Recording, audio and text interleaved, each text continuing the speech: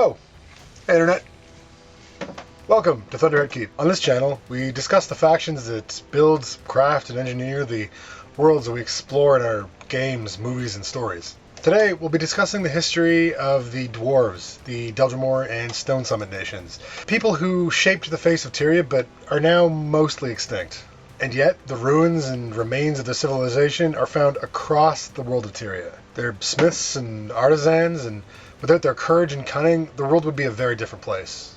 As a warning, the following video does contain spoilers for the stories of Guild Wars and Guild Wars 2. Alright, let's get into it. The Dwarves have been building and delving, mining and smithing on Tyria longer back in time than many peoples can even trace their own roots. Evidence of their culture goes back at least 10,000 years, before and during the previous awakening of the Elder Dragons.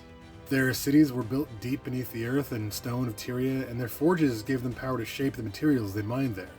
Their cultural ideals were organized around the working of metal and stone, of mining and smithing, and while they were ruled by a monarch up until the time of their near extinction, they were by no means a unified people. They did, for the most part, share belief in a common set of religious and philosophical ideas revolving around their creator deity, called the Great Dwarf, who forged their race on Anvil Rock in the Shiver Peaks. There are various interpretations of these myths and ideals, but given the magical world of Tyria, there may be more truth there than scholars and outsiders would imagine. The Dwarves were devastated by the coming of the dragon Primordus, and made a sacrifice of themselves and the continuation of their people to help stop his minions from overtaking the surface. This sacrifice has led to the belief that no dwarves remain in the world, but this may not be the case. In fact, one dwarf still remains on the surface, advising the people of Tyria and providing wisdom in their time of need. Ogden Stonehealer primarily resides in the Dermot Priory, where he provides valuable historical knowledge to the organization. His advice has proven invaluable during the fight against the Elder Dragons, and without his help, Tyria would have been ravaged by their minions. He laments the loss of his people, and while his existence is a symbol of hope, the dwarves are discussed now mostly in terms of history rather than as a part of the living world. The Dwarves of Tyria collectively underwent a physical transformation, which will be later discussed in the video. As a result of their near extinction, information on their physiology is difficult to come by. While they are best known for their cultural traditions surrounding the working of metal and stone, they valued good humor and feasting. Famous once for their brewing of beers and ales and their gruff attitudes and raucous behavior, they often had a lively and humorous attitude toward life. According to their interpretation of history, the being known as the Great Dwarf forged their race on Anvil Rock, after which he traveled to the Mists where he now resides.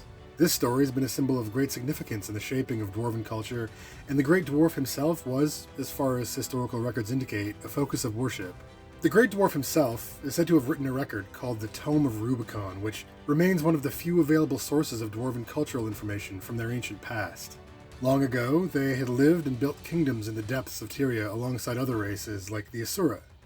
When the Destroyer and minions of Primordus awoke and began to make war in the depths, the dwarves, like the Asura, fought to preserve their homes. While the Asura eventually migrated to the surface, the dwarves did not abandon the depths. It was surmised that if the Destroyers were not stopped in the deep caverns beneath the world, they would spread unchecked across Tyria. This belief led them to take measures to fight back, and in turn to take drastic action against the evil rising from below. Before this time, the dwarves had built several kingdoms and claimed territory across Tyria. More recent archaeological research and study of artifacts and records suggests that there may have been dwarves living as far south as Cantha in the Jade Sea. The centers of dwarf society, however, were located in and around the Shiver Peaks, and their largest and best-known cultural group was known as the Deldrimor Nation. The Deldrimor Nation has historically been open to trade with outsiders, allowing travel through their territories and providing help to those in need. They primarily maintained the religious and philosophical beliefs about the founding of the dwarves, but were, as a matter of policy, respectful of others' views. The Deldrimor had been a top-down monarchy ruled traditionally by a king. In the period before the transformation of their people, that king was Jalus Ironhammer. He'd ruled the Deldrimor for a while by that time and was considered wise and benevolent. Indeed, he was of great help to outsiders and seemed to pass commands without malice. It was the Deldrimor who, in the years leading up to the rise of Primordus and his minions, provided some of the strongest tools of war to the defenders of Tyria. Their army controlled a great deal of territory in the Shiver Peaks, and King Jalus made it clear that other peoples were welcome to pass through or remain and help the Deldrimor in their fight.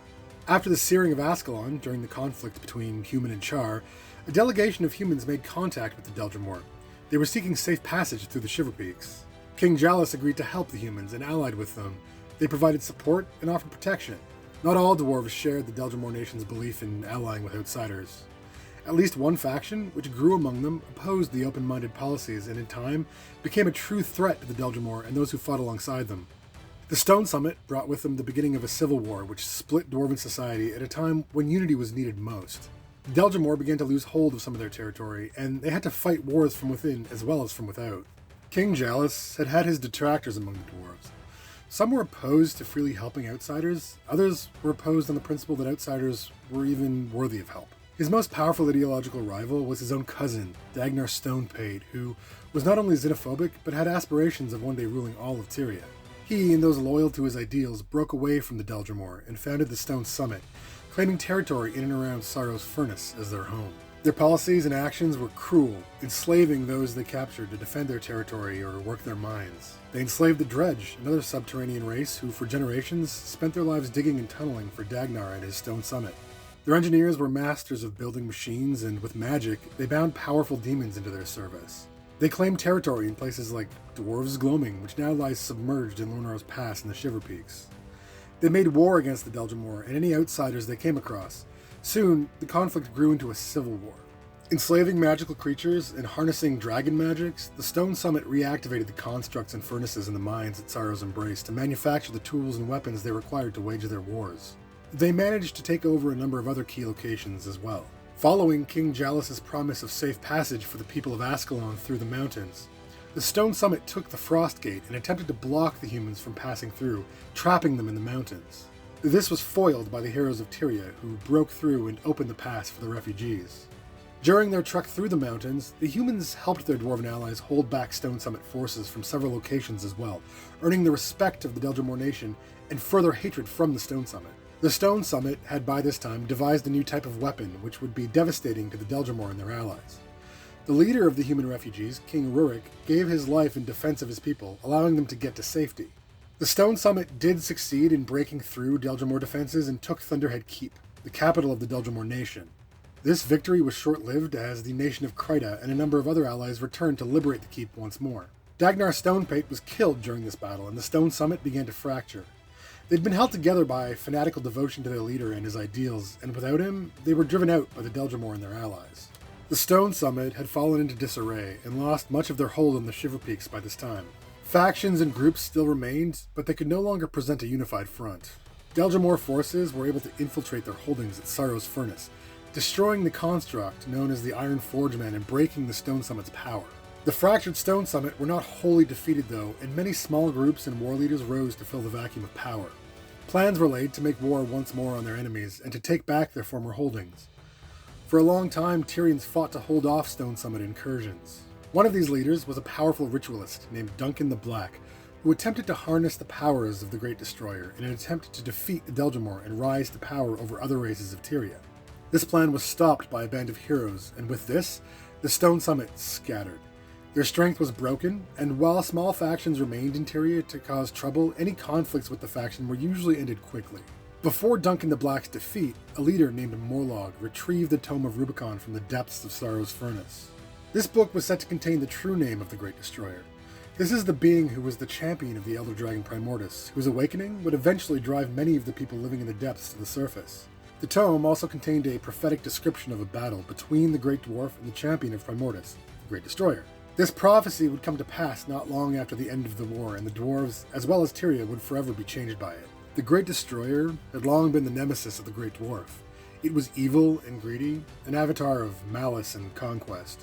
Its true name is said to have been recorded in the Tome of Rubicon. Reading its name could summon the creature.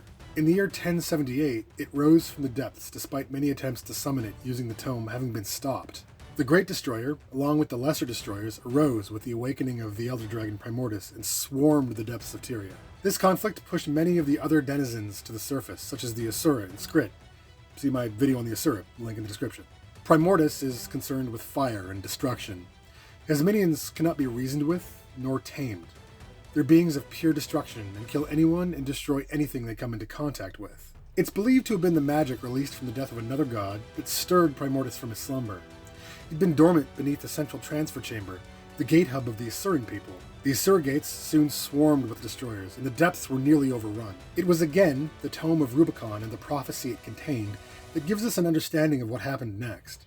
That and the testimony of Ogden Stonehealer, The Deldrimor envoy to the surface, who, changed like the rest of his people, has remained above and shares his knowledge with the other peoples of Tyria. With the destroyers swarming the depths and threatening to spread across Tyria, ravaging the lands and people above, King Jalis Ironhammer and his allies sought out the wisdom of the Great Dwarf. With a powerful artifact, known as the Hammer of the Great Dwarf, a ritual was performed that would forever transform the dwarves. The Tome of Rubicon describes this event vaguely, stating that in the battle between the Great Destroyer and the Great Dwarf, the dwarves would be changed. Indeed they were. They lost their bodies of flesh and were transformed into living stone. Not every dwarf was initially transformed. Ogden Stonehealer did not undergo the ritual for some time, nor did most of the remaining Stone Summit rebels, though in time, all were made to undergo the rite. Some sources record dwarves who remained unchanged for a time, hearing what they described as a call. Others may well have been forced to undergo the rite. Either way, in time, just about all of the dwarves, whether Deldrimor or Stone Summit, had turned. The event marked another change. The dwarves would return to the depths, and with their new strength and powers, stop or fight the destroyers. Never finishing the battle, but holding their nemesis back, maintaining a balance of constant battle against their enemy. This event is the reason that, despite his awakening in 1078, it wasn't until the year 1120 when Primordius fully rose to power. This saved many lives, and indeed continues to save lives in the present day as the dwarves fight on beneath the earth. The Great Destroyer was indeed defeated, and many of his lesser destroyer minions have gone dormant with his death, though those with more power have remained active and sometimes do make it to the surface. The depths are extensive, and there have been destroyer incursions throughout Tyria since. Tunnels run beneath most of the mainland, and sometimes these are inevitable, but they're usually stopped before they can do too much damage. The dwarves sacrificed themselves and the proliferation of their culture to hold back a world-ending threat. They remain in their stone form in the tunnels and caves and constantly fight to hold back a powerful enemy and an army of his minions. The dwarves of the Deldrimor Nation and Stone Summit may finally have united in this eternal task, though Tyria is a large place, and while to many the story of the dwarves is over, events are still unfolding, and there may be some more stories to tell. The Pact Commander and their allies, following the conflict with the minions of Palawajoko and with help from some of the Freed Awakened, as well as a band of pirates led by Saida the Sly, made their way to Thunderhead Keep to reactivate the forge therein. The fight against the dragon Kralkatorrik required unique weapons, and the forge and tools of the dwarves were needed to create them. The area was once the capital of the Deldrimor, though it was left to crumble to ruins after the transformation, as its residents had gone deep underground to fight the destroyers. The Thunderhead Peaks region had been taken over by Dredge following its abandonment. The Dredge were another race pushed to the surface and dispossessed of their homes by Primordus. Having been enslaved by the Stone Summit, many Dredge had no love for the Deldrimor, while others were friendly to the Pact and even helped them to achieve their goals.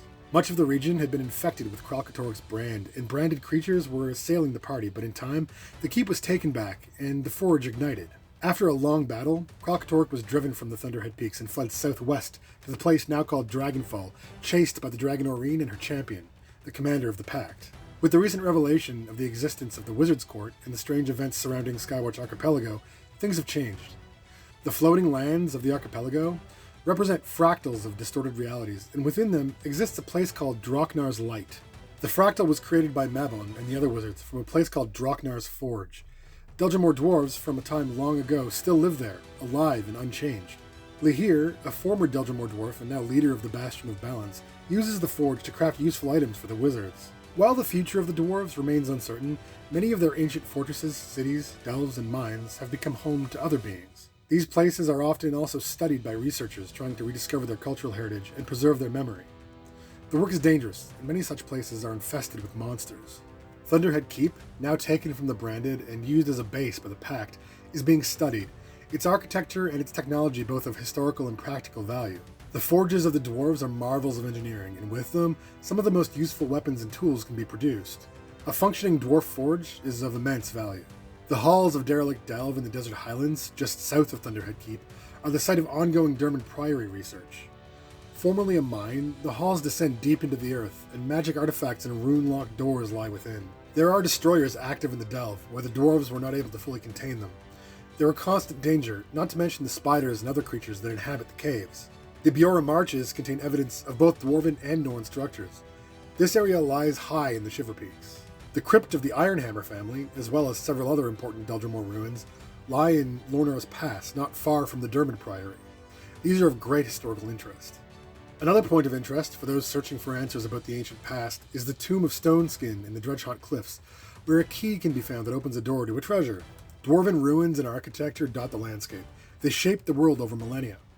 The skill of their architects, engineers, masons, smiths, artisans, and researchers is evident in the grand arches and massive caverns in which they once made their home.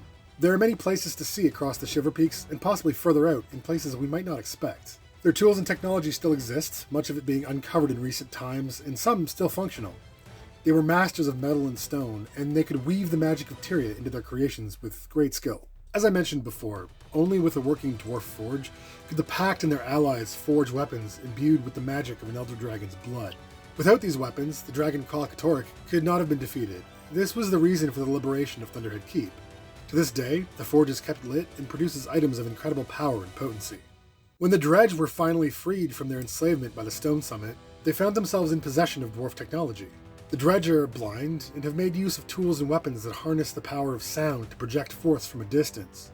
This living example of dwarven engineering, still in use, is a testament to their creativity and their arts of craftsmanship, in addition to being a testament to the ingenuity of the Dredge for making use of it to rise from such dire circumstances. The things that the Dwarven people have given to Tyria have been invaluable in the fight against the dragons, and have made life largely better for its existence. That said, of all the things that they have left behind, their greatest contribution to the world has been their sacrifice, and the heroes who've helped the people of Tyria in their time of need. Those who remain behind to remind us of these events, and those who shaped them, should be recognized. They've each had to contend with being among the last generation of their kind, and despite that, they keep working to make the world a better place. Ogden Stonehealer underwent the rite of the Great Dwarf, like others of his kind. He made a choice to stay behind and live among the surface people. He offers his service through his work with the Dermot Priory as an expert on the destroyers. His willingness to forsake the fight in the depths is not an act of cowardice. Rather, it's an act of sacrifice. Forever separated from his people, he works to ensure that the destroyer threat is well understood and never forgotten. King Jalis Ironhammer, last king of the Delgamore, was responsible for performing the rite of the Great Dwarf. He and his people knew the cost. They would forsake the continuation of their race and remain deep underground, fighting the destroyers, saving the surface from the danger these creatures pose. He was no less a hero before the transformation, though, and fought to protect his people and their allies from the threats they faced. His policies of acceptance, kindness, and honor saved the human refugees from the war in Ascalon, and ensured that they would survive to see Kryta. He is honored to this day by the Revenants who channel his powers and his image in battle. Lahir is a member of the Wizard's Court in Skywatch Archipelago. He uses his magic to forge items to help the court in their fight against the Cryptis. He has the unique ability to split himself into two beings. He has not undergone the transformation, and like those who remain in Draknar's light, he's a being of flesh and blood. He's forgotten much of his past, as one often does when ascending to the court, though he fights on in defense of Tyrion nonetheless. Kilroy Stonekin was famous for his ferocity in battle. He'd been known to charge headlong into any fight, and was active during the war with the Stone Summit. He was finally felled, and his body interred at Granite Citadel, where his headstone remains. Robon is a Delgamore dwarf, having undergone the transformation.